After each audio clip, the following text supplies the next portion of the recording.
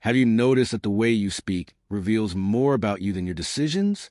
That each word you choose, each pause, each unnecessary explanation, each justification you deliver, without anyone asking for it, ends up showing parts of you that you hadn't even seen yourself. Speaking is not simply communicating. It's exposing your inner world. And that's why, when you don't know how to direct your words, you end up giving away power without realizing it. Today, everyone wants to be heard, but very few really know what they're saying. Many speak to fill silences, to avoid seeming insecure, to feel they belong, or simply to not face their own mind. But speaking without intelligence doesn't connect, doesn't convince, doesn't build. It only wears down. Speaking with intelligence is not about sounding more intelligent, but about speaking from a clearer, firmer, more yours place. It's understanding that not all conversations deserve your energy, that not all opinions need a response, that not all questions should be answered immediately, recognizing that the word is a tool, and that when you use it without consciousness, you become a prisoner of your own verbal impulses. If you're here, it's because at some point you felt you could communicate better, that sometimes you say too much, or you say what you didn't want to say, or you stay quiet when you should speak, that your voice doesn't always reflect your mind. Many comment exactly that when they hear these contents. They recognize their problem is not what they feel, but how they express it. If at some point you want to share something of your experience while you listen, do it. One person's clarity can become the mirror another needs. This audiobook is a journey into the interior of your way of communicating. Not so you speak more, but so you speak better. Not so you effort to impress, but so you learn to express the essential. Chapter by chapter, we're going to explore how to think before speaking, how to truly listen, how to use words open paths instead of closing them, and how to control your verbal energy to not give away more than you want to give. Before beginning, I want you to do something simple and powerful. Go right now to the comments and write this phrase. From today, I speak with intention. It's not a pretty phrase. It's an internal declaration. When you write it, when you read it, when you repeat it, you're breaking with a habit of speaking by impulse, and you're teaching your mind to choose better, to measure better, to express itself with clarity. Write the phrase, feel it. And now, yes, let's begin. Chapter 1. Think before speaking, the root of intelligent communication. Have you stopped to observe how many conversations in your life are born without being really necessary? How many times do you respond by habit, by defense, by anxiety, or simply to not feel the weight of silence? Speaking has become so automatic that you forgot that each word is a decision, that each phrase you choose reveals what's happening inside you, even though you try to hide it. And what's most curious is that when you speak from haste, what you deliver is not your truth. It's your noise. You're not communicating. You're reacting. And reacting will never have the same power as expressing yourself with consciousness. Thinking before speaking is not simple advice or a skill acquired from one day to the next. It's an internal discipline, a way of ordering your mind before exposing it. Because each time you speak without thinking, without filtering, without choosing, what comes out of your mouth is not your intention. It's your impulse.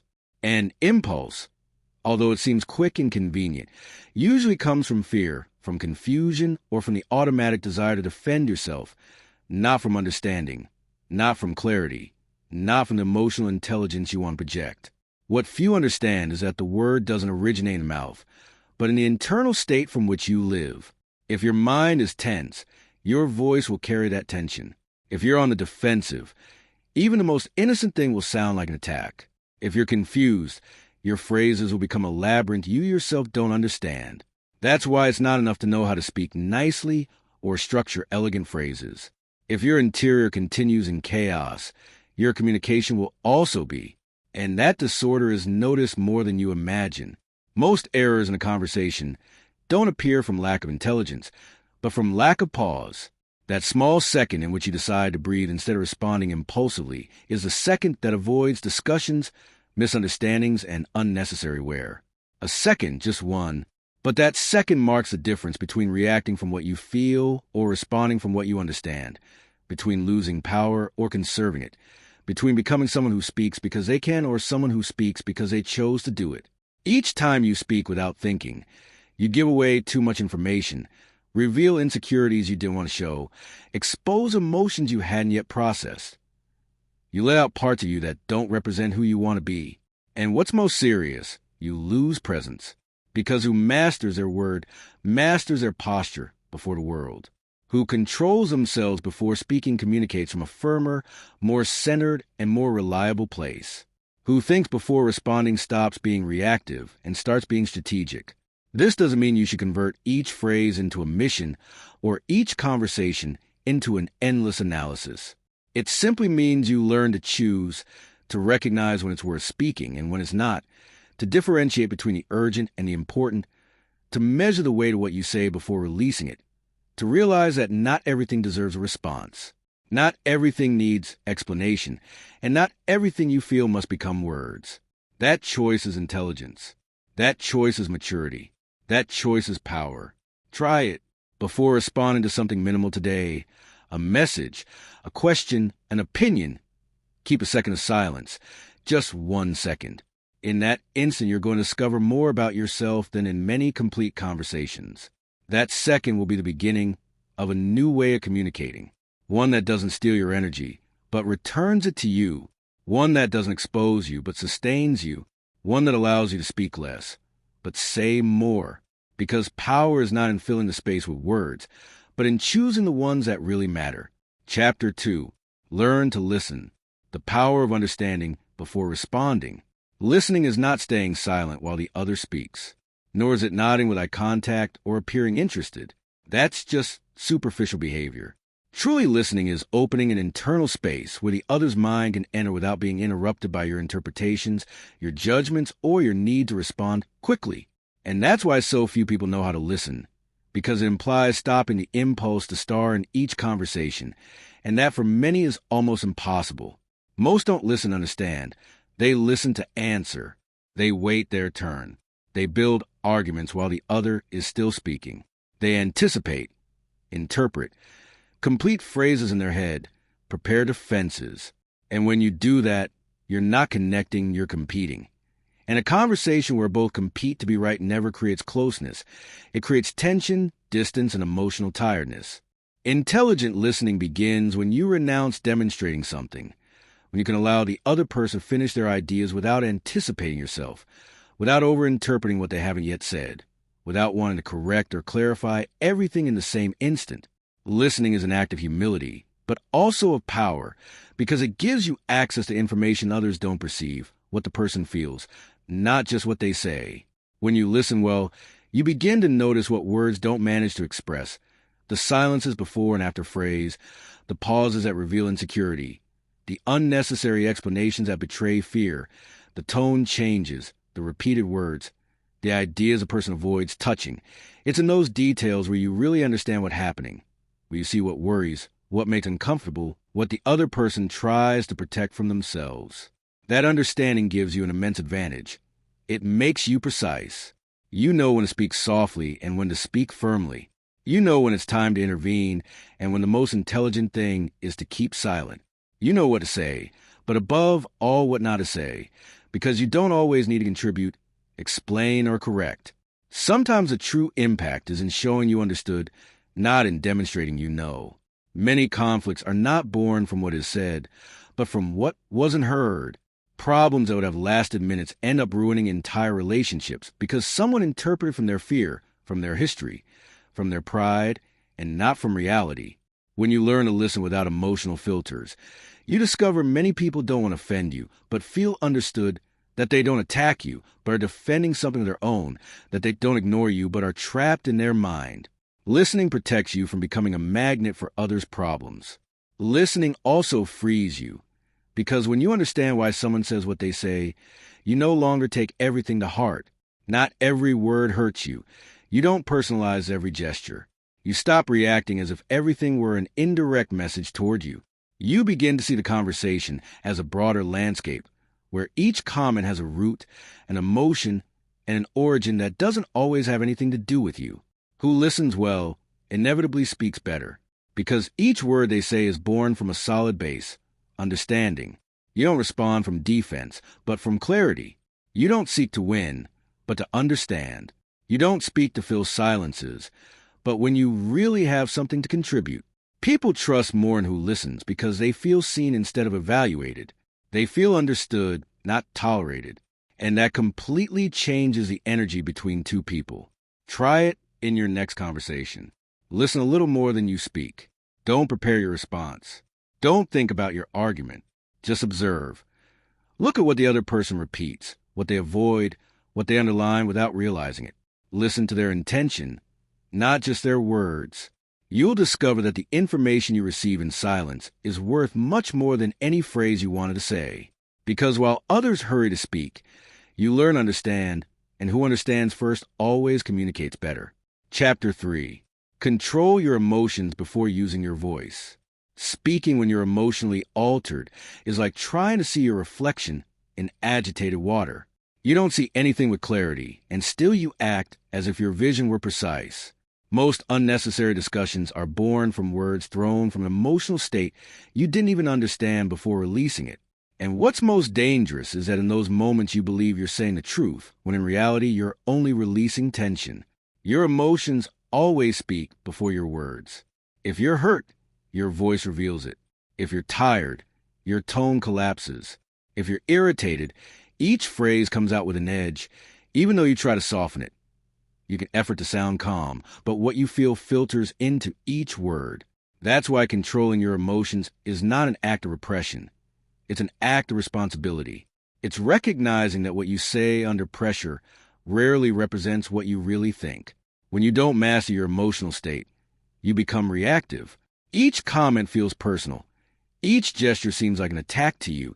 Each silence you interpret as rejection, and from that exaggerated sensitivity, you start to answer from the wound, not from reason. And when you speak from a wound, you don't build anything, you only amplify the damage. The conversation becomes a minefield where any word detonates something that shouldn't explode.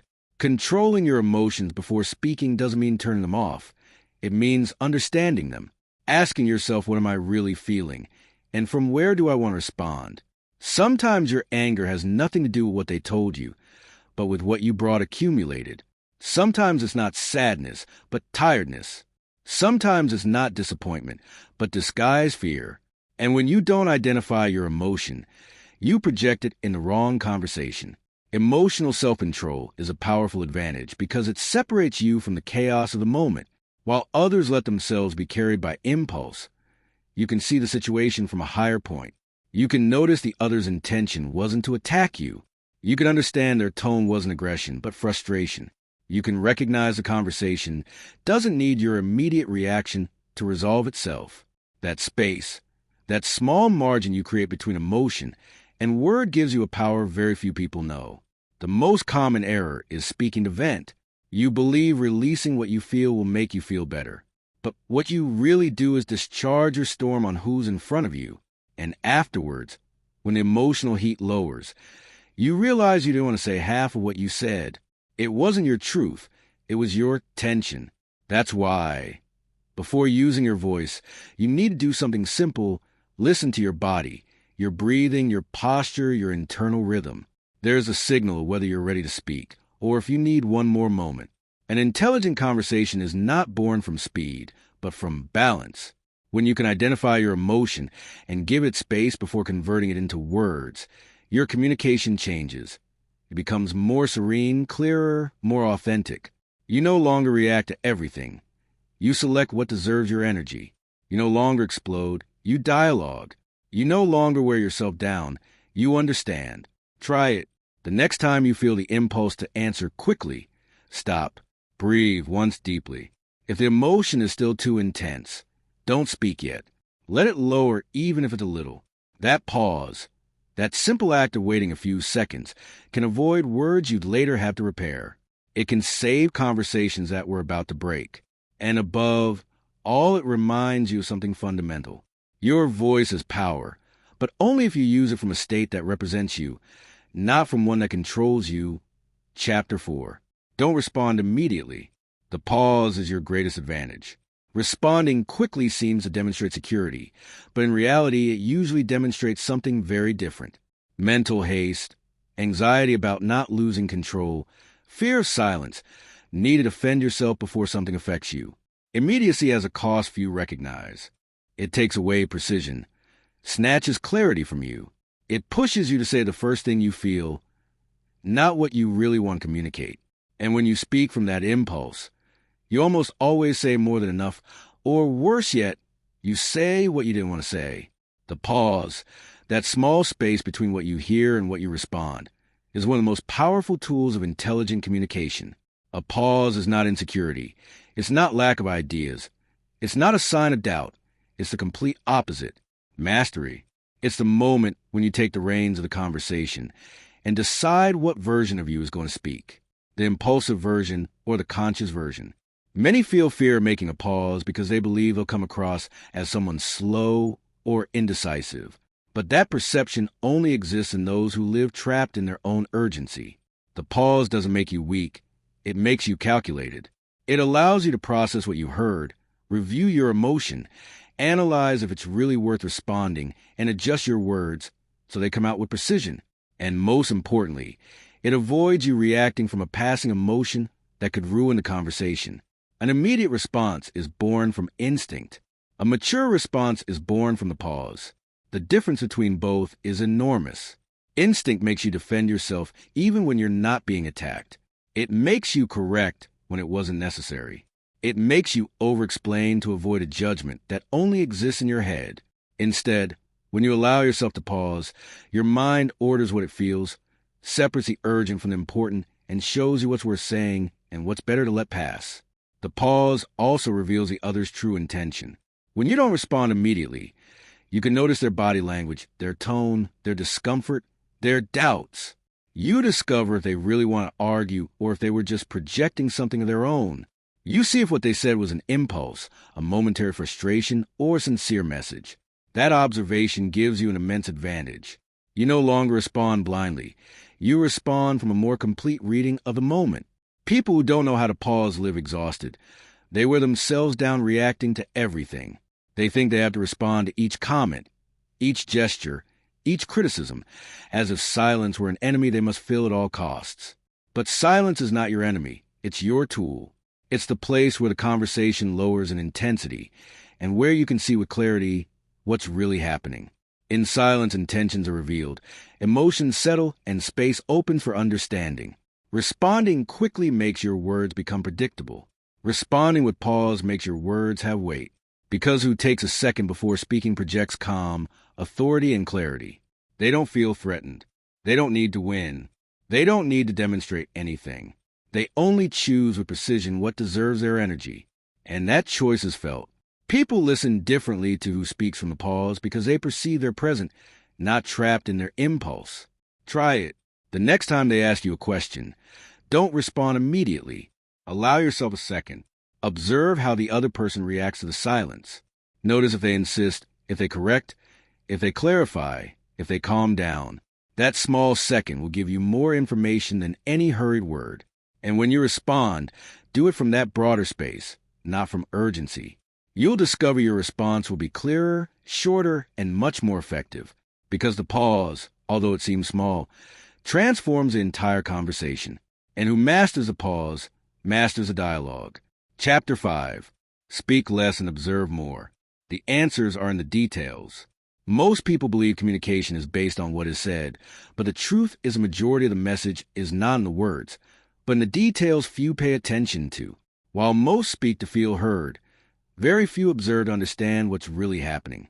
Speaking less and observing more is not a sign of shyness or emotional distance. It's a form of intelligence that allows you to see the complete picture while others only see the surface. When you speak too much, you lose precision. You distract yourself with your own ideas. You get tangled in unnecessary explanations. You commit to opinions you hadn't even thought through completely. And while you're busy speaking, you miss signals that could give you more information than any monologue. But when you speak less, your mind opens. It begins to capture what you used to overlook. Gestures, silences, doubts, gazes, discomforts, contradictions. They're in those places where nobody pays attention is where the truth of a conversation is found. Observing is an act of presence. It means being in the moment, not planning what you're going to say or remembering what you should have said. Being present allows you to see the intention behind the words, not just the words themselves. It allows you to notice when someone is nervous, when they're defending something they fear losing, when they're lying without wanting to, when they're seeking approval, or when they just need to be heard. And that reading capacity is an advantage that transforms the way you relate to others. Speaking less also protects you, because when you don't deliver your energy in excess, you don't overexpose yourself, you don't give away sensitive information, you don't open doors you didn't want to open, you don't give unnecessary explanations that can turn against you, and at the same time you observe more of the other without revealing so much of yourself. That combination keeps you in balance. You know more and deliver less. You understand more and wear yourself down less. You see clearer and speak with more intention. People who speak too much usually feel misunderstood.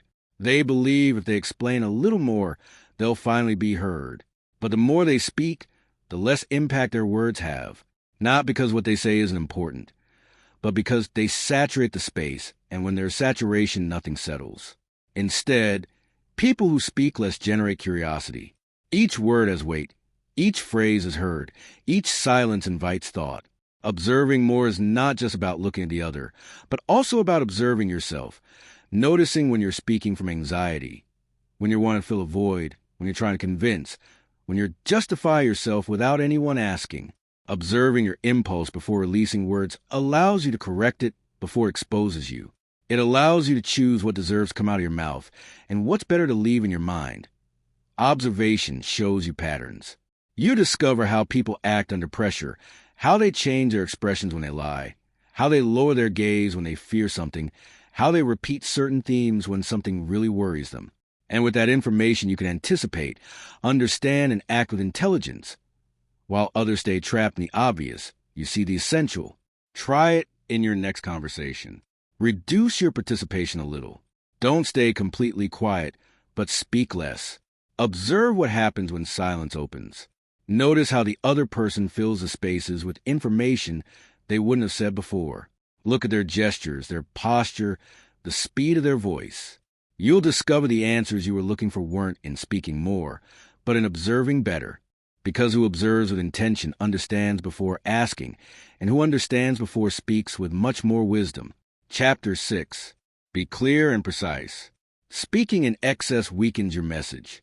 Many believe that to be understood, they must explain more, detail more, repeat more. But the more you speak, the more your message dilutes. Ideas lose force when you cover them with unnecessary words. What was direct becomes confusing. What was firm becomes soft. And what was important gets lost among phrases that contribute nothing. Clarity is not born from quantity, but from precision. Being clear and precise doesn't mean speaking like a robot or responding with short phrases. It means eliminating what's excess, so the essential can be heard without obstacles. It means saying what you want to say without adornments that distract. It means transmitting your idea without apologizing for it, without justifying yourself, without detours that only reveal insecurity. Each extra word you use to explain the obvious takes away presence, subtracts authority, and distances you from intelligence in speaking. The problem is most speak more than necessary out of fear. Fear of not being understood. Fear the other will misinterpret. Fear of sounding dry. Fear of silence. And that fear pushes to fill the space with words that weren't necessary. But speaking from fear always weakens your message, not just because it makes you sound insecure, but because it disconnects you from the central idea you wanted to transmit. You get lost in your own explanations and end up saying things you didn't even need to say. Precision is power. When you speak with clarity, you don't give space for confusing interpretations. You don't open doors you later have to close. You don't deliver additional information that can be misunderstood. Your message arrives direct, clean, without noise, and that projects something people recognize instantly: solidity. Because secure people don't speak to impress. They speak to communicate, and they do it without excess. Being precise also helps you control the conversation. Because when you say exactly what you want to say without adornments, without over-explaining yourself, without justifying each word, you force the other to truly listen to you. You don't allow them to get distracted among the details. You don't give space for them to lose the thread or for your message to dilute. Your clarity marks the direction of the conversation, and who marks the direction leads. Lack of clarity generates problems you could avoid with a single well-said phrase.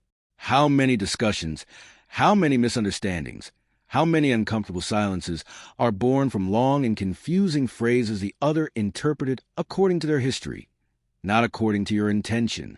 When you're not clear, the other completes with their imagination, and imagination, when not guided, almost always creates conflicts that should never have existed.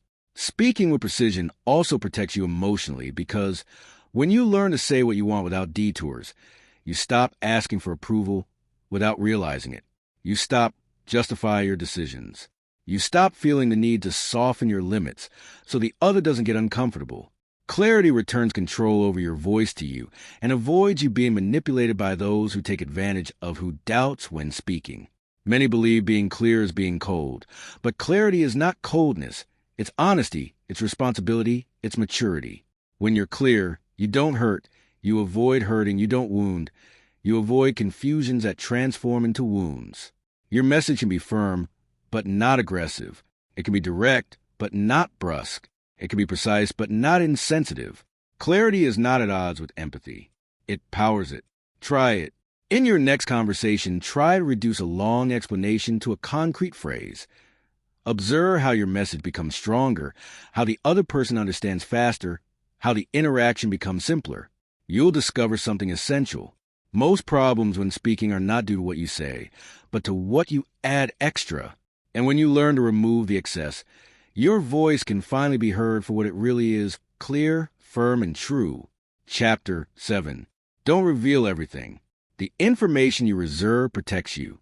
Many people believe speaking a lot is synonymous with transparency, with trust, with closeness. But in reality, revealing too much leaves you exposed. Not because the world is a dangerous place, but because the information you deliver without thinking can turn against you without you noticing. Speaking too much not only weakens you before others, it also weakens your own emotional stability.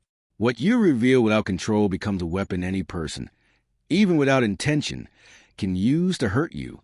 Not everything you feel has to be said. Not everything you think has to be shared. Not all your doubts should be told. Not all your ideas should be explained ahead of time.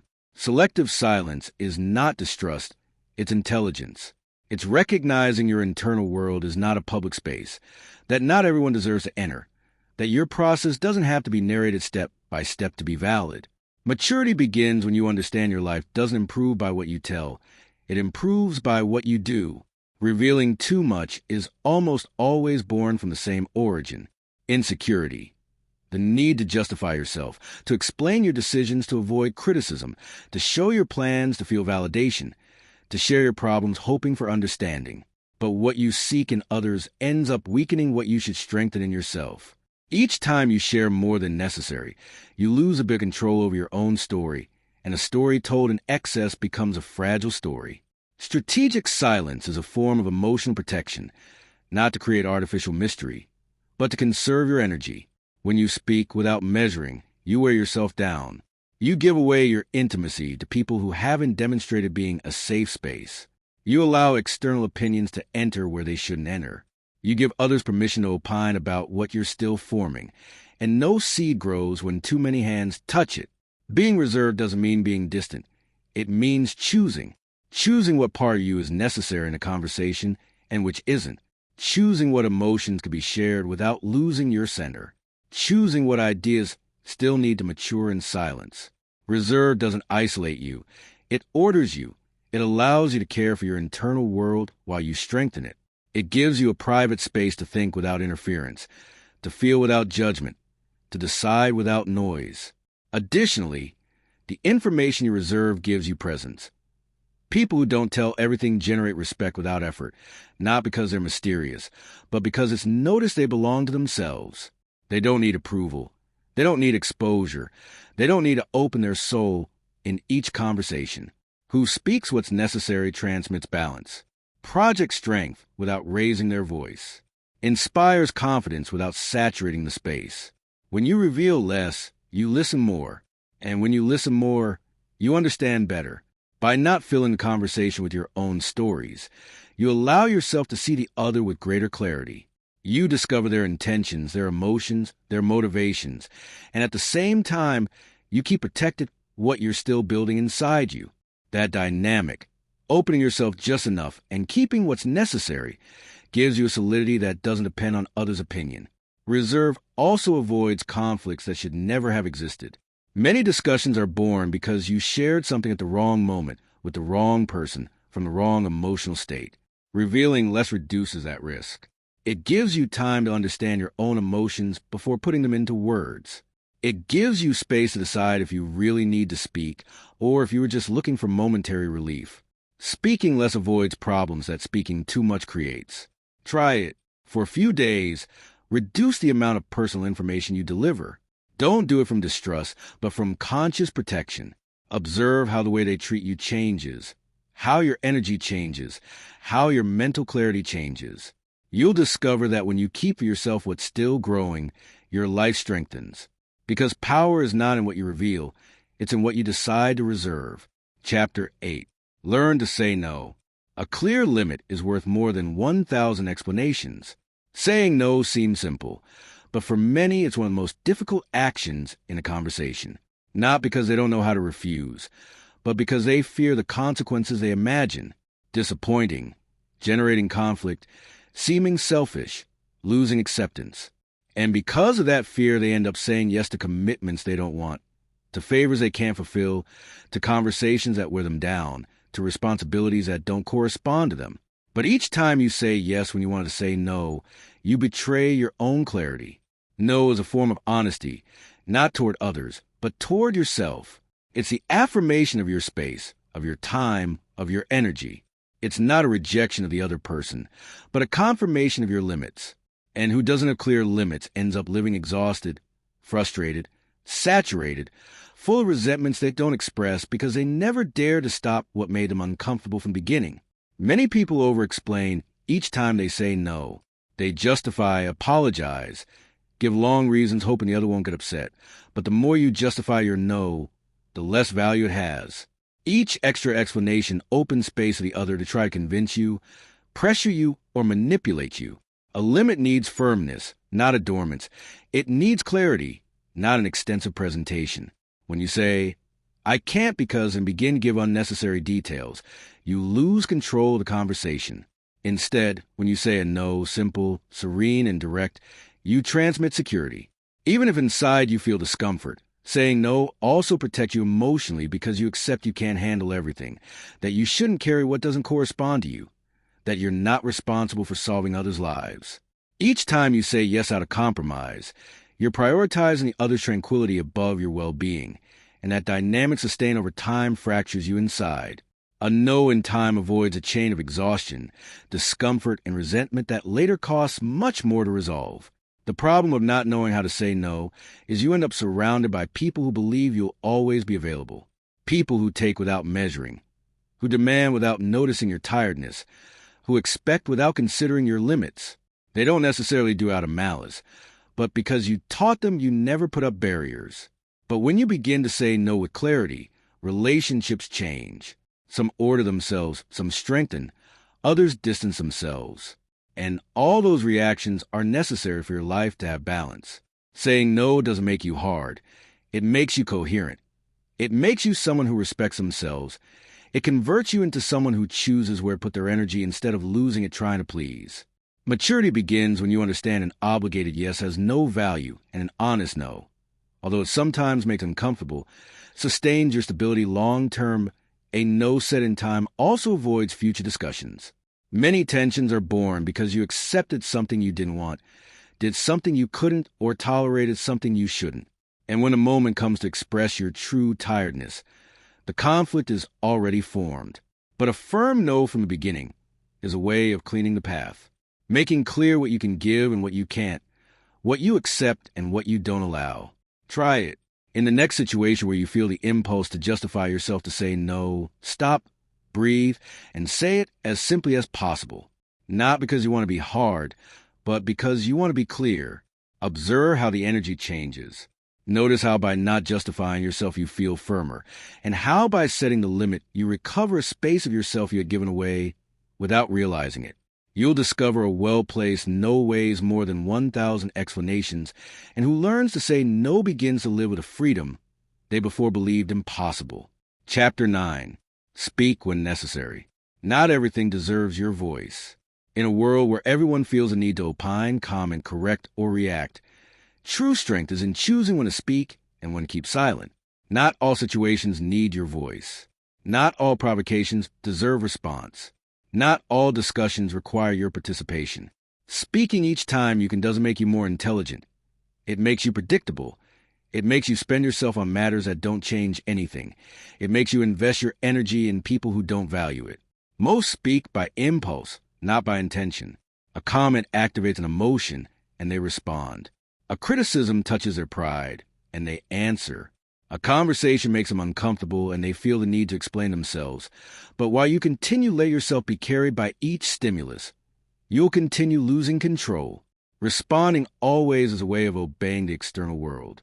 Choosing when to speak, instead, is a way of recovering your center. Speaking only when necessary doesn't mean being quiet or distant. It means being strategic. It means observing before intervening. It means understanding if what you're going to say will change something or only feed a useless conflict. It means asking yourself, does my voice contribute or only discharge what I feel? And if the answer is the second, keeping silent is an act of intelligence, not a cowardice. Selective silence also protects you from falling into conversations born from provocation. Many people say things not a dialogue, but to obtain a reaction. They throw you comments disguised as jokes, indirects wrapped in smiles, criticisms in the form of advice. And if you don't know how to distinguish it, you fall into their game. You respond, you explain yourself, you defend yourself, and without realizing it, you deliver power to someone who doesn't even deserve it. When you choose not to respond, you break that cycle. You demonstrate to the other your emotional state is not available for their manipulation. There are also moments when speaking only makes things worse. When the other doesn't want to hear, when the conversation is loaded with tension, when emotions are too elevated. In those moments, speaking is like trying to put out a fire with gasoline. What you need is not one more phrase, but distance, time, breathing. A pause that allows the mind to cool down, because clarity never is born in the middle of noise. Speaking only when necessary also helps you choose your battles. Not every negative comment deserves your energy. Not every criticism requires explanation. Not every different opinion needs debate. When you understand this, your life becomes lighter. You realize you can let things pass without that affecting your value, that you don't need to demonstrate anything, that you don't have to correct each error of others, that your voice has a price and can't be spent in any situation. People who know how to speak only when necessary project something few achieve. Presence. Each word counts. Each phrase has intention. Each intervention has weight, and since they don't speak just to speak, people truly listen to them. Their silence creates expectation. Their voice generates impact, not because they shout, but because they choose well when and how to use it. Speaking less also helps you listen to yourself. When you don't react immediately, you can notice your internal impulse. You can see if the emotion you feel is born from insecurity, from pride, from fear, or from a real need to express yourself. You can distinguish when your voice comes from a clear state and when it comes from an altered state. That difference changes everything, because when you speak from clarity, you build, and when you speak from impulse, you destroy. Try it. The next time you feel the urgency to respond quickly, ask yourself if your voice is necessary in that moment. Ask yourself if you really want to speak or you're just reacting. If you notice your response won't change anything, that you're only delivering energy without sense, keep silent. Observe what occurs. You'll discover your communication becomes stronger when you use it less, because the voice you choose to care for is the voice the world ends up respecting. Chapter 10. Take care of your tone. The way you say things weighs more than the words. You can choose the correct words, have the clearest idea, even express something necessary. But if your tone doesn't accompany what you say, the message distorts. Tone is the bridge between your thought and the other's mind. It's the emotion that illuminates or darkens your words. It's the signal that reveals your true intention, even when you try to hide it. And that's why who doesn't control their tone loses credibility, presence, and respect without even realizing it. Tone can convert a simple phrase into an aggression. It can transform an innocent comment into a criticism. It can turn advice into judgment. You can say, "I'm fine," with a tone that sounds broken. Or you can say, It doesn't matter. With a tone that makes it clear, it does matter. Words have limits. Tone doesn't. Tone reveals everything you try not to show. Most don't fail because of what they say, but because of how they say it. A cutting tone awakens defenses. A hurried tone generates confusion. A tense tone infects with anxiety. A tone that constantly apologizes takes authority from your words. You can have a valuable message, but if your tone transmits insecurity, the other feels that instability and your communication loses force. Your tone is born from your internal state. You can't control your voice if you don't control what you feel. If you're irritated, your tone will have edge. If you're tired, it will turn off. If you're anxious, it will accelerate. If you're resentful, it will sound hard even though you choose soft words. That's why tone control begins before speaking. It starts in your breathing, in your posture, in your calm. You can't sound tranquil if your mind continues at war. Taking care of your tone doesn't mean disguising your emotions. It means recognizing them and not allowing them to take over your message. It means speaking from balance, not from a wound. It means adjusting the way you express yourself to not generate unnecessary conflicts. Because a poorly placed tone can destroy a conversation that was destined to be simple. Many discussions are born because someone interpreted the tone, not the words. They thought you were attacking them, humiliating them, ignoring them, or devaluing them.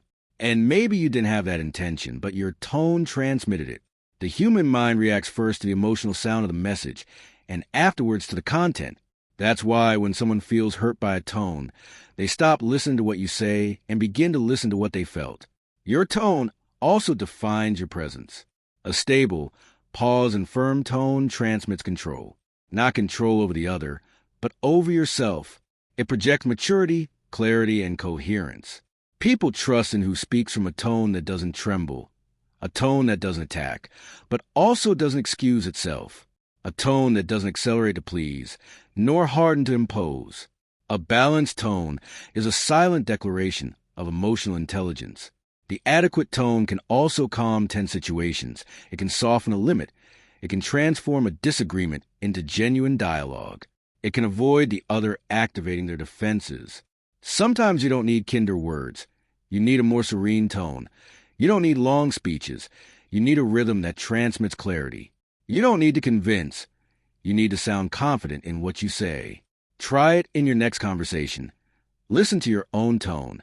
Observe if you're speaking faster than necessary, if there's tension in your voice, if your volume changes according to your emotion. Try to reduce the speed a little, lower the force a little, increase the calm a little. Don't change your words. Change the way you deliver them. You'll discover your message arrives differently, cleaner, firmer, more respected, because in the end, tone doesn't accompany your words. It defines them. Chapter 11. Measure your words. Each phrase builds or destroys your presence. Words don't disappear after saying them. They remain in the other's memory, in their interpretation, in their emotion. Each phrase you deliver leaves a marks an impression, builds an image of who you are. That's why speaking without measuring your words is like delivering your reputation to chance. An impulsive comment can tarnish years of respect. A poorly placed phrase can open an unnecessary conflict. An excess of explanation can make you look insecure. And a word said from the wrong emotion can accompany you much longer than you imagined. Measuring your words doesn't mean speaking little. It means speaking with intention. It means making sure what you say represents what you want to transmit, not what your impulse demands you release. It means understanding phrases not only communicate ideas, but emotions, limits, authority, and coherence. And when you speak without measuring, you say what you feel in that second. When you speak with intention, you say what has value even after the emotion is gone. Each time you open your mouth, you're showing a part of your character, sometimes a part you didn't want to show. The way you correct, the way you ask, the way you express disagreement. Everything reveals your way of seeing the world. And that's why it's so important to measure your words. Not to manipulate, but to not betray yourself, to not let your most impulsive side speak for you, to not convert a tense moment into a situation you regret. Many believe saying what one thinks is a sign of authenticity. But authenticity without intelligence becomes clumsiness. Not everything you think deserves to become a word. Not every opinion is necessary. Not every truth should be said without filter. Maturity is not in releasing everything, but in knowing what to say, how to say it, and when to say it. A truth said with aggression feels like attack. A truth said without empathy feels like contempt. And a truth said without measuring can close doors you later won't be able to open. Measuring your words also implies recognizing when a phrase is too heavy for the moment. Sometimes what you want to say is valid, but the other's emotional state is not ready to receive it. Sometimes a conversation is already saturated, and one more phrase would break the balance. Sometimes the environment is not adequate. Intelligence in speaking includes knowing how to identify when an idea needs to wait, not because it's incorrect, but because the context can't yet sustain it. Speaking without measuring also exposes more than enough. It reveals emotions you hadn't processed, delivers personal details you shouldn't share, exposes insecurities that could have stayed in silence. Each additional word you add without thinking is one less layer of emotional protection. And when you lose that protection, the world impacts you with more force. When you learn to measure your words, your communication becomes stronger. You don't need to say too much to be heard. People begin to value your voice because each time you speak, you say something that matters. You stop sounding repetitive, defensive, or anxious. You begin to project clarity. You project intention. You project character. A person who measures what they say doesn't have to raise their voice. Their presence speaks for them. Measuring your words also gives you advantage in difficult conversations. When you select your phrases, you avoid phrases that escalate conflict. You avoid feeding misunderstandings. You avoid activating unnecessary defenses. Your presence becomes a space of order, not of chaos. And that completely changes how they perceive you. They see you more serene, more centered, more trustworthy. Not because you're perfect, but because you handle your voice with care. Try it before your next important conversation. Think of a single phrase you really want to be clear. Just one. Observe it. Repeat it in your mind. Adjust it if necessary. Then use it at the adequate moment. You'll see how a precise phrase said with intention has more impact than 10 improvised explanations, because the words that build presence are not the ones you say by impulse, but the ones you choose with intelligence. Chapter 12. Speak with intention. Each word should have a purpose. Speaking with intention doesn't mean preparing speeches or calculating everything you say. It means something much deeper. Choosing that your voice is direction, that your words don't come out by impulse, by discomfort, by filling silences, or by fear what the other thinks. When you speak with intention, everything changes. Your presence changes. Your impact changes. The way they listen to you changes. Because each word becomes a tool and no longer an event. Most people live speaking without realizing why they speak. They throw automatic phrases, vague comments, opinions they don't think, emotional reactions they later regret, and in the middle of that noise, their voice loses value. It becomes one more voice among so many, because a voice that speaks without intention doesn't leave a mark. It's a passing sound, not a message. Speaking with intention begins with an internal act, asking yourself, what am I going to say this for? Before releasing a phrase, observe if it contributes something, if it clarifies something, if it connects something, or if you're simply releasing a momentary emotion. When you discover your intention is to empty tension, it's better to keep silent. When you discover your intention is to demonstrate something, it's better to wait. When you discover your intention is to defend yourself without need, it's better to breathe. Intention cleans your voice, removes noise, returns precision to you. A person who speaks with intention doesn't need many words, doesn't need to convince, adorn, justify, or explain their point 10 times. They speak clearly and wait.